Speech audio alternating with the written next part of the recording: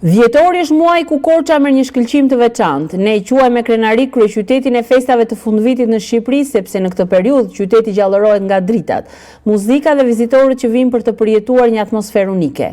Kjo magji reflektohet edhe te numri vizitorëve.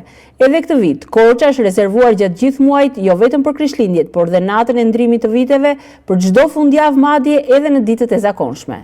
Festimet nisin me ndezjen e dritave në 6 dhjetor ora 18 në zonën këmbësore me orkestrën frymore të forcave të armatosura dhe performancën e Gerta Mahmutajt e Pazari Vjetër, duke krijuar kështu dy skena festive në qytet.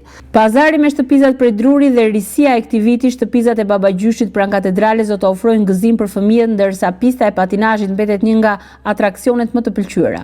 Çdo fundjavë serenatat korçare te Pazari Vjetër rikthejnë identitetin e qytetit dhe japin vizitorëve një atmosferë të ngrohtë dhe autentike. Kulmi i festimeve vjen në natën e ndrimit të viteve me koncertin e Venera Lumanit dhe Lind Islamit, përveç spektaklit të fishekzjarëve, duke e kthyer 31 dhjetorin në një mbrëmje të paharrueshme për banorët dhe miqtë që do të jenë në Korçë. Festimet nisin me ndezjen e dritave më 6 dhjetor në orën 18 në zonën këmbësore me orkestrën frymore të forcave të armatosura dhe performancën e Gerta Mahmutajt tek Pazari Vjetër, duke krijuar kështu dy skena festive në qytet.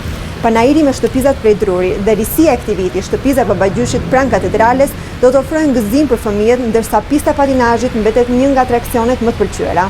Çdo fundjavë serenatat korçare tek Pazari Vjetër rikthejnë identitetin e qytetit dhe japin vizitorëve një atmosferë të ngrohtë dhe autentike.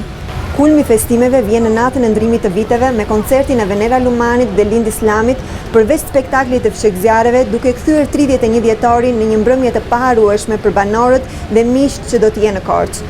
Korça gjatë këtij muaji është një pjesë e hapur për të gjithë ata që duan të përjetojnë traditën, muzikën dhe ngrohtësinë e festave.